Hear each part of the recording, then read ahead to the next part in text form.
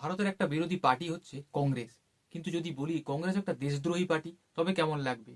দেখুন, রাহুল গান্ধী যেভাবে কাণ্ড কারখানা করছে তাতে দেশ বিরোধী বলা যায়।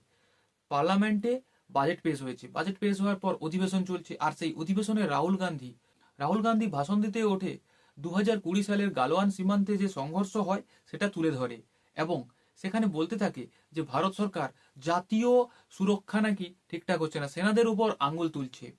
इसमें नारावाने जी ने कहा है कि उनका मेमोआर है, उसे सरकार पब्लिश नहीं। এটা আবার কিসের জন্য বলছে?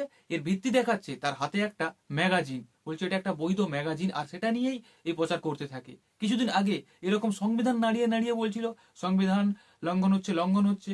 যখনই অনুরাগ সিং ঠাকুর জিজ্ঞেস করেন এই সংবিধানে কত পাতা আছে, বাস হাঁ কেটে থেকে গেছে। এরা কিছুই জানে না, কিন্তু এরা দেশের সঙ্গে বা শুধুমাত্র রাজনৈতিক স্বার্থে এরা যা খুশি তাই করতে পারে। কংগ্রেস হচ্ছে এরকম একটা পার্টি। কিছুদিন আগে আসামের কংগ্রেস কি করেছে? বাংলাদেশের জাতীয় সঙ্গীত গাইছে আসামের মাটিতে দাঁড়িয়ে। ভারতবর্ষের জাতীয় সঙ্গীত ভুলে গেছে, জানেই না ওরা, কারণ বাংলাদেশি ভোট ব্যাংক দরকার, তাই বাংলাদেশের জাতীয় সঙ্গীত গাইছে। এবার এ বলছে যে আমাকে নাকি কেন্দ্র সরকার মুখ বন্ধ করে দিচ্ছে জাতীয় সুরক্ষার জন্য, আমি এটি বলছি। few hundred meters of Indian positions on the Kailash range. No, sir. No, sir. No, sir. তারপর ওম বিড়লা বলেন যে ঠিক আছে আপনি বলতে পারেন, কোনো অসুবিধা নেই, কিন্তু এর প্রমাণ কোথায়? তখনই সেই ম্যাগাজিন দেখায় এবং একটি বইয়ের इसमें नारावाने जी ने कहा है कि उनका मेमोआर है, उसे सरकार पब्लिश नहीं। নাম বলতে থাকে, যেটা 28তম সেনা কমান্ডার এম নারাভানে লিখেছেন, স্মৃতিগ্রন্থ। সেই বইটিতে তিনি তার সমস্ত যুদ্ধ কেরিয়ার ও বিভিন্ন সংকট এবং কোথায় কি হয়েছিল এই সমস্ত তুলে ধরেছেন, এদের একটা স্মৃতি কথা, কিন্তু এই বইতে কোথাও এটা লেখেননি। আর তারপরের বড় কথা হচ্ছে এই বইটি এখনো ছাপা হয়নি, প্রকাশিত হয়নি, আর সেই বইয়ের নামে নিয়েই রাহুল গান্ধী এই সমস্ত কথা বলতে থাকছে। তখন वो स्पष्टता करे, नरवणे की रिपोर्ट नहीं है, नरवणे का पुस्तक नहीं है, इतना स्पष्टता करे। मैगजीन तो कुछ भी लिख सकता है। ওম বিড়লা বলেন যে এর কোনো নির্দিষ্ট প্রমাণ না থাকলে আপনি এরকম বলতে পারেন না, আপনি বন্ধ করুন আপনার এই ভাষণ দেওয়া, অন্য কথা বলুন। কিন্তু না, সে এটাই ভাষণ দেবে এবং এইভাবেই সে তার রাজনৈতিক কেরিয়ার চালু রাখবে।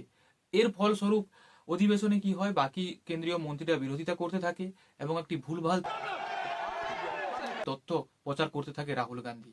কংগ্রেস বরাবরের জন্যই এই রকম, এরা কোনোদিন শুধরাবে না।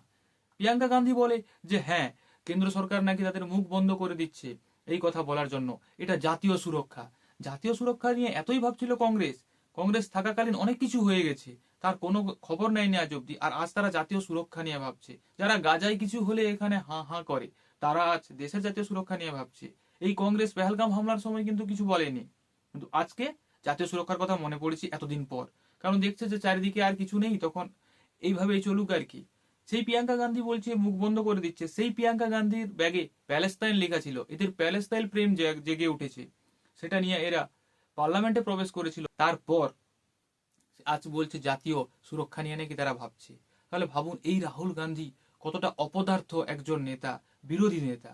এরা যারা বাংলাদেশ ভোট ব্যাংকের জন্য বাংলাদেশের সঙ্গীত গায়, সরাসরি সেনা কমান্ডারের এইরকম অপমান করছে, এরা সেনাকে অপমান করছে, তাহলে ভেবে দেখুন এরা কোন পর্যায়ে গেছে শুধুমাত্র রাজনৈতিক করার জন্য। রাজনীতির জন্য এরা যা খুশি তাই করে দিতে পারে, প্রয়োজনে এই দেশটাকেও এরা বেঁচে দিতে পারে। এরা এরকমই ছিল, তাই আজ এক জায়গায় বন্দী হয়ে আছে। মানুষ যে কজন আরো এদেরকে ভোট দিচ্ছে, কবে বুঝবে তারা যে কংগ্রেস দলটা কিন্তু ভারতের নয়, এটা ব্রিটিশের তৈরি, তাই এদেরকে এখানে রাখার কোনো দরকার নেই। এরা চামচাগিরি করবে, কোনোদিন নিজের দেশের হয়ে কিছু চাইবে না। কবে বুঝবে মানুষ এটা? সেটাই হচ্ছে বড় কথা। কি মনে হচ্ছে আপনাদের যে রাহুল গান্ধী যা করেছে তা ঠিক করেছে নাকি ভুল করেছে? কমেন্ট করে জানাবেন। নমস্কার।